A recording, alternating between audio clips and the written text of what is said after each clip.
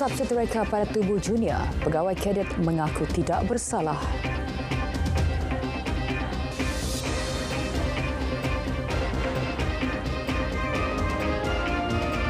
Salam Malaysia Madani, saya Cumi Sanraj. Tiada lesen memandu dan cukai jalan antara kesalahan paling banyak direkodkan sejak operasi motosikal dilaksana 1 November lalu. 23,895 daripada 28,811 notis saman dikeluarkan membabitkan kesalahan tersebut. Setakat 7 hari pelaksanaan op berkenaan, 59,116 motosikal diperiksa, 8,988 kenderaan dikenakan tindakan atas pelbagai kesalahan serta 282 motosikal disita. Berbagai alasan kan. Ada yang cakap tak sempat untuk renew kan. Ada yang bagi alasan macam yang tak ada lesen tu tak berkesempatan untuk mengambil lesen. Banyak alasan yang diberikan oleh penunggang-penunggang motosikal ni. Jadi saya nak menasihatkanlah pengguna-pengguna jalan raya, khususnya penunggang motosikal, untuk berhati-hati kan, untuk memperbaharui lesen dan juga road tax, kerana ia adalah satu keperluan yang sangat penting.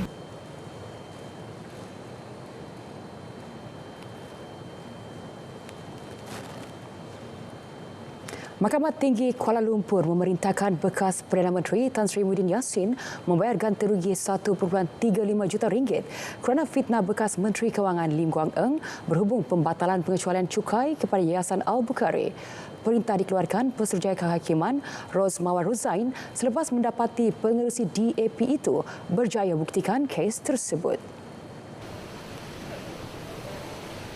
Pada Mac 2023, Lim failkan saman terhadap Tan Sri Muhyiddin yang didakwanya buat 3 kenyataan fitnah pada 9, 11 dan 12 Mac tahun sama yang melibatkan dirinya dalam isu pembatalan cukai berkenaan.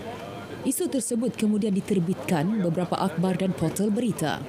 Bekas Menteri Kewangan turut mendakwa kenyataan itu membawa maksud dirinya telah salah guna kedudukan dan kuasanya untuk arah LHDN agar mengenakan cukai terhadap Yayasan Al-Bukhari, sedangkan yayasan itu diberi pengecualian cukai.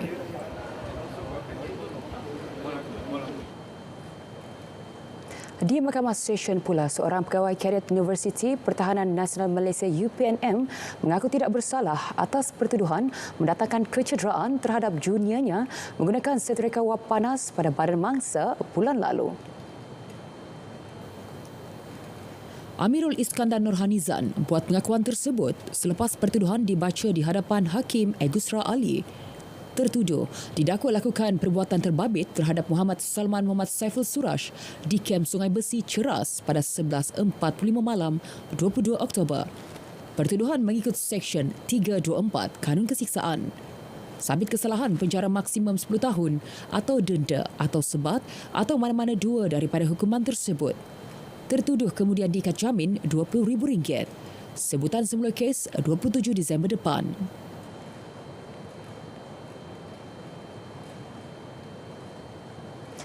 Ibu bapa atau penjaga kanak-kanak yang dikaitkan dengan GISPH boleh mendapatkan maklumat mengenai keberadaan anak mereka menerusi semakan dengan polis. Pengarah Jabatan Siasatan Jenayah Bukit Aman, Datuk Seri Muhammad Suhaili Muhammad Zaid berkata, kanak-kanak yang diselamatkan melalui op global kini di bawah jagaan Jabatan Kebajikan Masyarakat JKM. Penjagaan kanak-kanak tersebut dilakukan mengikut prosedur yang ditetapkan.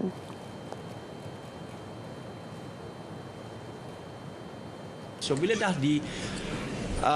diberi di bawah jagaan JKM ada prosedur-prosedur dia tertentu untuk memastikan anak-anak ni diserahkan kepada orang yang betul-betul layak, dan bukan saja layak daripada sudut status dan orang panggil relationship, tetapi mampu menjaga anak itu dengan baik dan supaya anak itu kebajikannya selamat. Menurutnya, pihak polis tiada halangan sekiranya terdapat mana-mana pihak yang ingin mengambil tindakan undang-undang terhadap agensi terbabit op global. Usaha menyelamat dilakukan mengikut prosedur dan proses perundangan dengan saringan dilaksana JKM dan pasukan perubatan.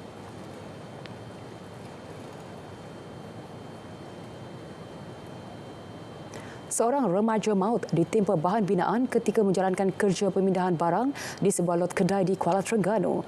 Menurut kenyataan Pejabat Pengarah Jabatan Keselamatan dan Kesihatan Pekerjaan Terengganu, kejadian berlaku 4.30 petang Rabu lalu. Sepasukan pegawai JKP Negeri ke lokasi bagi menjalankan siasatan semalam. Mangsa 17 tahun dan masih bersekolah bekerja secara sambilan mengangkat bahan binaan dengan kontraktor dilantik. Kemalangan berkemungkinan berpunca akibat kerosakan pada kerangka troli yang diubah suai dan diguna untuk kerja pemindahan bahan binaan. Kerangka troli tersebut telah patah mengakibatkan beban jatuh menghempap mangsa. Mangsa disahkan meninggal dunia di lokasi akibat kecederaan parah di kepala. Satu notis larangan telah dikeluarkan kepada kontraktor atas kegagalan menyediakan kaedah selamat bagi kerja-kerja memunggah dan memindah barangan sehingga menyebabkan berlaku kemalangan maut.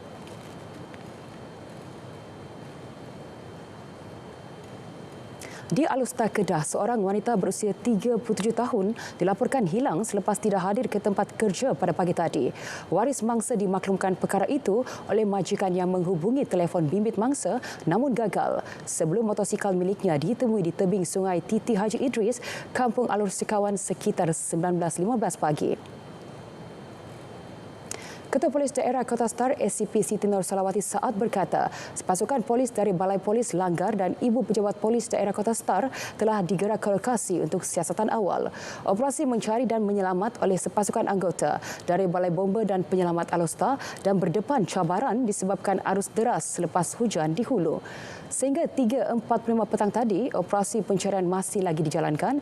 Di lokasi terakhir, motosikal milik mangsa dijumpai, namun mangsa masih belum ditemui. Setakat ini, kes diklasifikasikan sebagai orang hilang.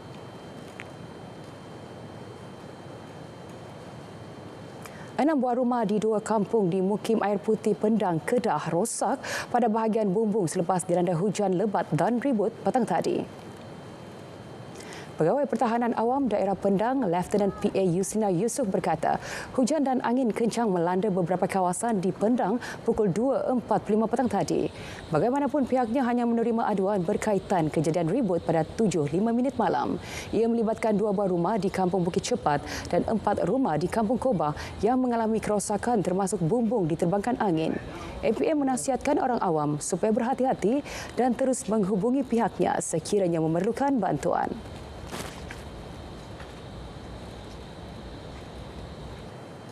Mekanisme untuk menjejaki rantaian pengedaran minyak masak bersubsidi termasuk penggunaan nombor kumpulan pada setiap paket barangan itu sedang dikaji. Ia sebagai usaha untuk membantras ketirisan minyak masak bersubsidi sama ada di peringkat peruncit, pemborong dan pembungkus.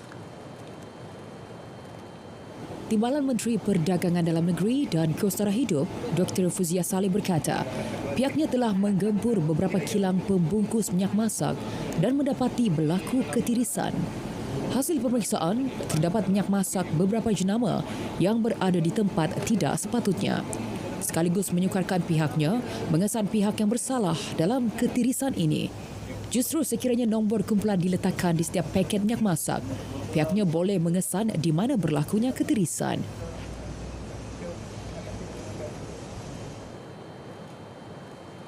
Kementerian Perdagangan Dalam Negeri dan Kelestarian Hidup KPDN melupuskan pelbagai barangan melibatkan 43 kes dengan jumlah keseluruhan nilai rampasan RM603,141.60. Pelupusan membabitkan barangan rampasan di sekitar Lembah Kelang dan Negeri Sembilan sejak 3 tahun lepas.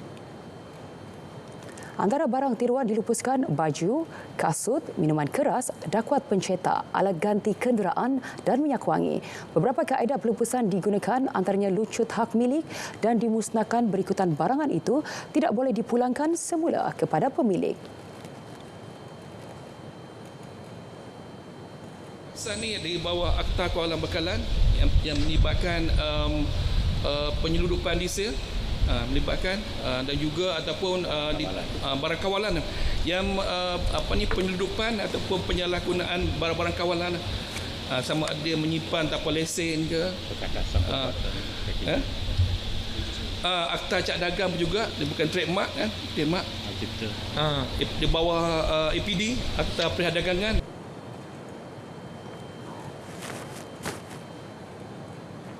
77 kes jenayah komersial dilaporkan di Arau Perlis dari Januari hingga Oktober lalu, membabitkan nilai kerugian mencecah lebih RM500,000.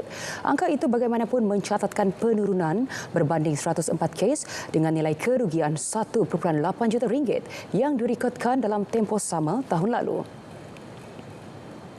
Menurut Ketua Polis Daerah Arau, Superintendent Ahmad Mohsin Matrodi, kes dilaporkan melibatkan penipuan melalui panggilan telefon, pelaburan tidak wujud, e-dagang khususnya, mengerusi media sosial, tawaran pekerjaan palsu serta love scam. Katanya evolusi gaya hidup serta perkembangan teknologi secara tidak langsung mewujudkan jenayah bentuk baru yang lebih kompleks. Sehubungan itu, orang ramai diminta berhati-hati apabila menerima panggilan daripada individu tidak dikenali atau menyemak dahulu panggilan dan tawaran yang diterima.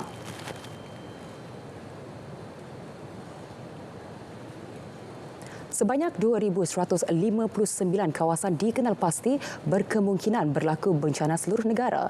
Ia berdasarkan lebih 30,000 rondaan yang dilakukan 533 anggota Angkatan Pertahanan Awam Malaysia APM bermula Januari hingga Oktober lalu.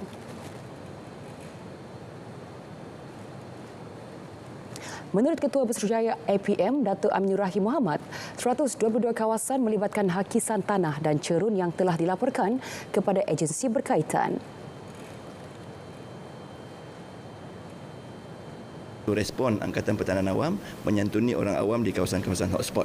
Ya, antara perkara-perkara yang kita lihat adalah apa-apa jua yang boleh memungkinkan bencana ataupun musibah, khususnya yang boleh melibatkan nyawa dan harta benda. Ya, dan pada ketika ini seperti yang saya nyatakan tadi, memang kita telah membuat rondaan minimum 5 kali seminggu di kawasan-kawasan hotspot mengikut daerah. Ya, dan secara keseluruhannya selama 10 bulan ini kita telah pun membuat rondaan hampir 30,000 rondaan. Ya, sebab dia setiap negeri, setiap daerah tu dia akan ada rondaan-rondaannya dan dia merangkumi kesemualah. Dan apa yang kita laksanakan pada ketika ini, apabila menemui insiden-insiden yang boleh memberikan kesan ataupun dijangka boleh memberikan kesan yang negatif kepada masyarakat, kita akan laporkan setidak-tidaknya kepada PBT. Pihaknya juga telah mewujudkan pasukan elak pokok tumbang dengan Kota Tinggi Johor sebagai lokasi pertama projek Rintis.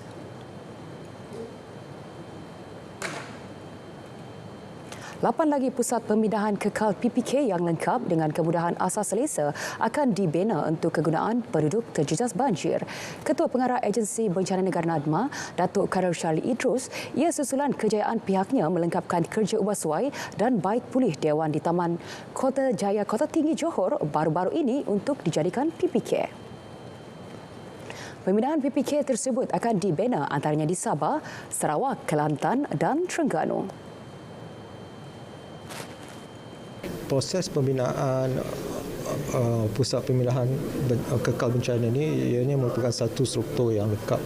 Jadi ianya memerlukan proses spesifikasi teknikal daripada agensi-agensi teknikal seperti JKR untuk melihat tentang kesesuaian reka bentuk kawasan-kawasan yang bersesuaian.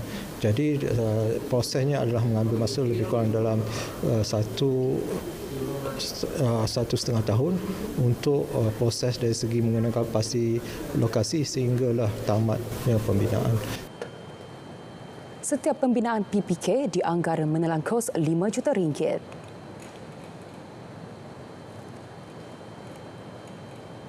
Hampir 200 skuad uniti yang ditubuhkan oleh Jabatan Perpaduan Negara dan Integrasi Nasional di seluruh negara sudah diaktifkan bagi membantu penduduk di kawasan rukun tetangga yang terjejas akibat bencana ketika musim tengkujuh. Skuad berkenaan telah diberi latihan bagi membantu komuniti setempat akan bekerjasama dengan agensi keselamatan sekiranya berlakunya bencana di kawasan mereka. Selain Kementerian Kesihatan Malaysia dan Jabatan Kebajikan Masyarakat, skuad uniti akan bekerjasama dengan 8,485 ahli jawatan kuasa rukun tetangga.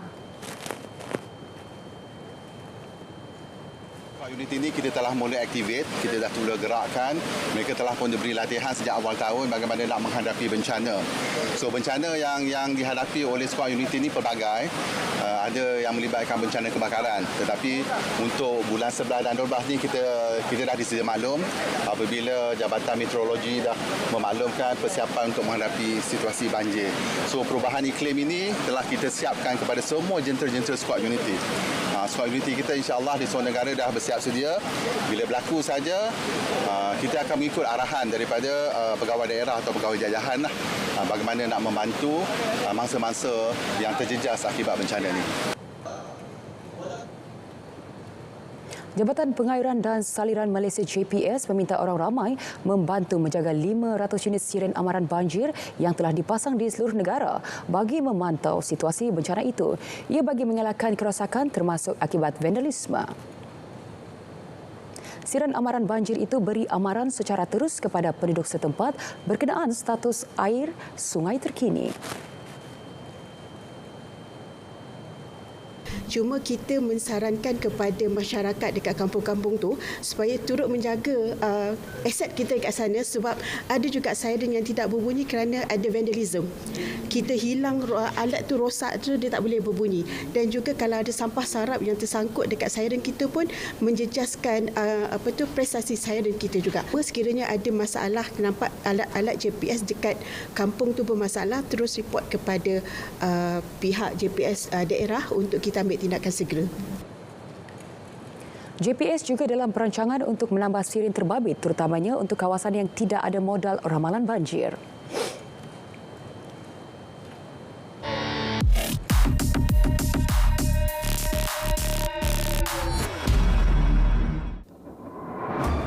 Tular kononnya lawatan Perdana Menteri ke China hanya syok sendiri. Dakwa pempengaruh pembangkang bukan setakat Presiden negara itu, rakan sejawatannya pun tak adakan pertemuan dengan beliau. Malah, media yang buat liputan lawatan itu pula hanya agensi dari Malaysia. Semakan pasukan Biar Betul mendapati tuduhan bekas anggota polis yang dipecat itu tak benar. Ini kerana Presiden China ada buat pertemuan dengan Perdana Menteri. Begitu juga Perdana Menteri China.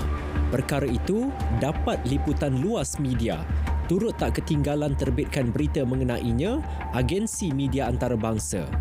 Tak mengapa jika tak pandai buat carian di internet. Yang penting, usah terlalu yakin hingga buka aib sendiri dengan reka cerita tak benar. Terima bahan fitnah atau disyaki tidak betul, segera lapor ke MCMC. Biar betul, tak pasti, jangan kongsi.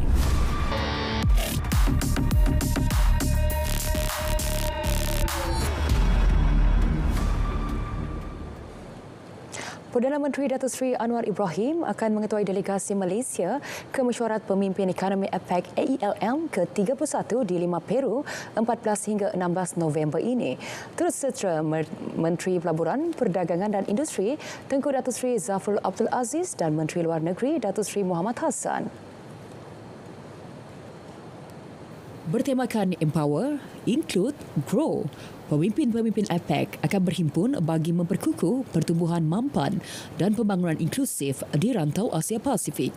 Penyertaan peringkat tertinggi itu mencerminkan komitmen Malaysia untuk terlibat secara aktif dan konstruktif dalam kerangka APEC, sekaligus menegaskan komitmen negara dalam memperkukuh daya tahan ekonomi, pertumbuhan mampan dan kemakmuran inklusif.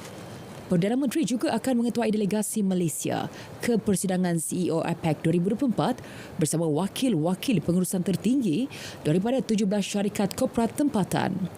Beliau akan berkongsi pendekatan strategik negara terhadap revolusi kecerdasan buatan AI. Datuk Seri Anwar akan turut menyertai beberapa siri dialog, pertemuan dengan pemimpin-pemimpin industri serta pertemuan dua hala dengan beberapa rakan sejawat.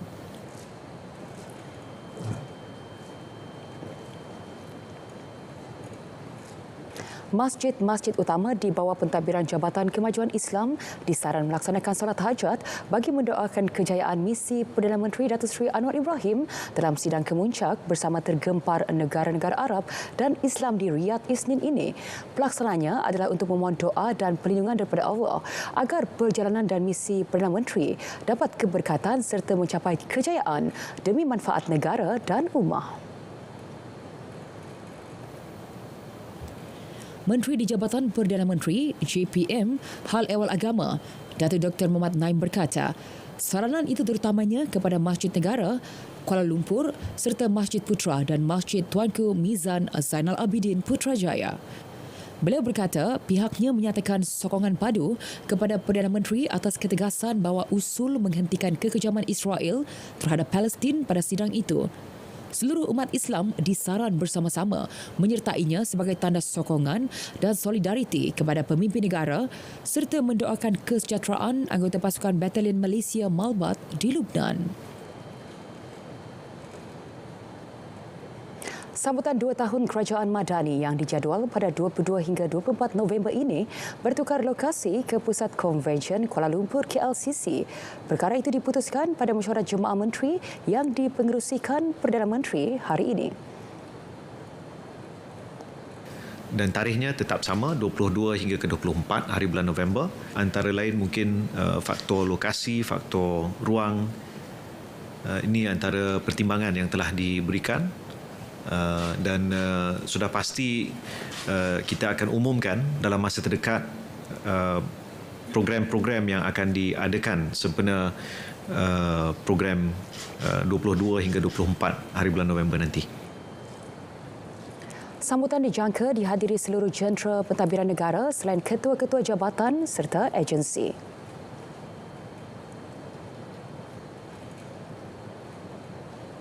Cabaran getir ketika bertugas sebagai pasukan pengaman di Lubnan merupakan pengalaman berharga buat kumpulan pertama Malbat 85011 yang selamat tiba di Pangkalan Udara Tentera Diraja Malaysia TUDM Subang hari ini.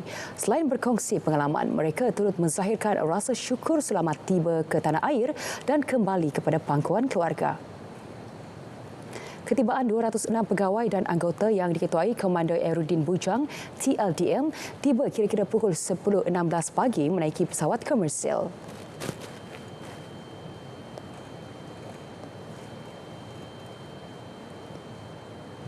Situasi yang kata tak pernah berjauhan, kali ini dia sampai ni, kita rasa bersyukur dalam keadaan yang kita serba-serbi. Kadang-kadang kita tahu keadaan kat sana risau kan. Tapi alhamdulillah hari ini kita dapat bertemu dengan isteri kita. Dari segi setahun tu juga pengalaman tu berjauhan tu bila kata nak menguruskan anak kan tadi kan.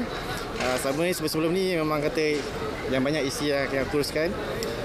Dan bila kata saya diuji pula dengan dalam tempoh setahun ni cukup mencabar jugalah kan. Ini merupakan misi luar negara pertama saya. So banyak pengalaman yang pahit dan manis sepanjang misi. Akan jadi memory lah sepanjang hidup dan it impacted my life in many ways and will be remembered forever lah. Suami pergi tak tahu pun saya pregnant. Saya melahirkan dia pun suami tak ada kat sisi. Ibu je dapat teman dalam labour room. Alhamdulillah, tipulah kalau tak rasa gembira. Dalam masa yang sama sedih sebab macam-macam yang kita tahu apa yang dilalui kat sana. And berdoa semalam selamat sampai je. Keadaan situasi kebelakangan ini agak tegang namun masih terkawal dan selamat untuk semua anggota Malbat yang berada di kawasan operasi disebabkan kami di bawah PBB dan juga saya berharap agar Malbat 12 dapat menjalankan ataupun menyambung mandat yang diberi kepada kami dengan jayanya lah. Malbat 85011 dengan kekuatan keseluruhan 853 pegawai dan anggota telah diatur gerak ke misi pengaman dan kemanusiaan PBB di Lubnan pada 2 November 2023. Setelah setahun, kontingen berkenaan kembali ke tanah air secara berperingkat dan digantikan dengan pasukan Malbat 85012 untuk meneruskan misi pengaman di Lubnan. Malaysia berpotensi besar menjadi peneraju takaful dan takaful semula menerusi kerjasama dengan negara-negara serantau ASEAN. Menurut Timbalan Governor Bank Negara Malaysia Anan Zailani, Malaysia berada pada kedudukan kukuh dalam memimpin inisiatif yang menyokong pertumbuhan industri takaful. Next year will be a significant year for Malaysia as it takes on the ASEAN Chairmanship. It represents a significant opportunity for Malaysia to actively advance regional collaboration across Southeast Asia in critical sectors including in takaful and retakaful. Tambahnya, Malaysia juga mampu memacu inisiatif yang mampan menerusi penyepaduan serantau. Beliau berkata demikian dalam ucapannya di Majlis Pelajaran Hijrah 27 oleh Persatuan Takaful Malaysia.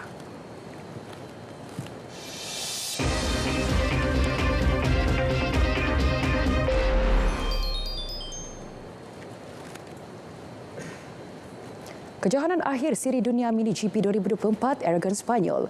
Pelumba cilik negara Qayyim Razin menyasarkan kedudukan podium pada kejohanan yang akan berlangsung dari 12 hingga 14 November ini.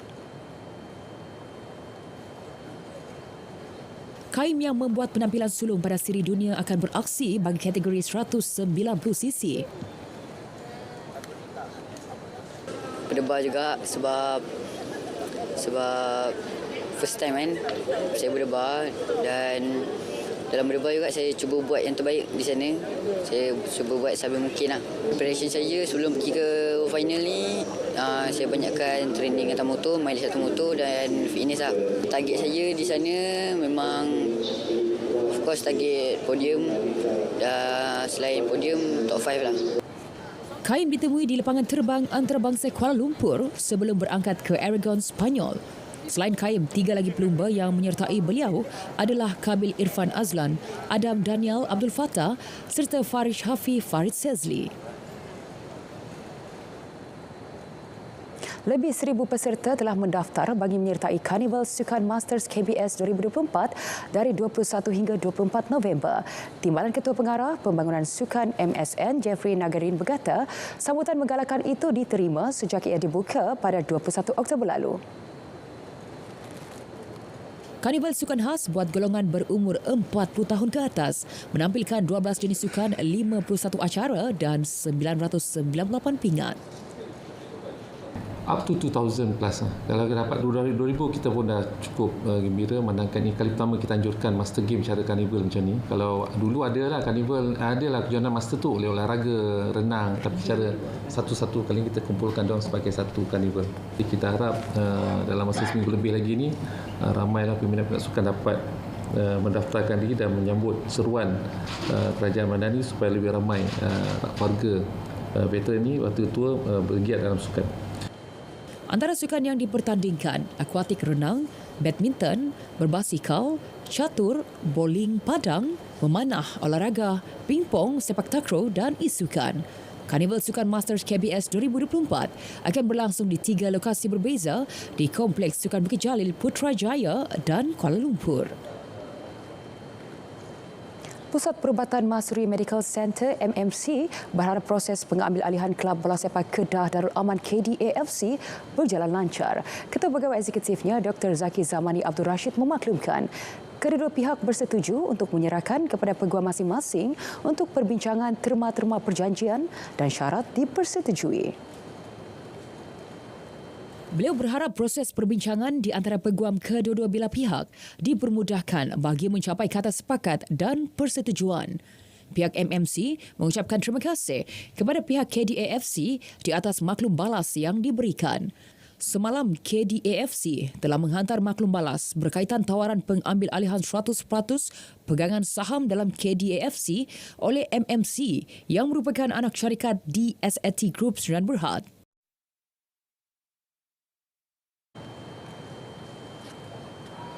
Sekian berita tengah malam dari Sungai ke Segara, Palestin, pasti merdeka, Selej Misadraj, Salam Malaysia Madani.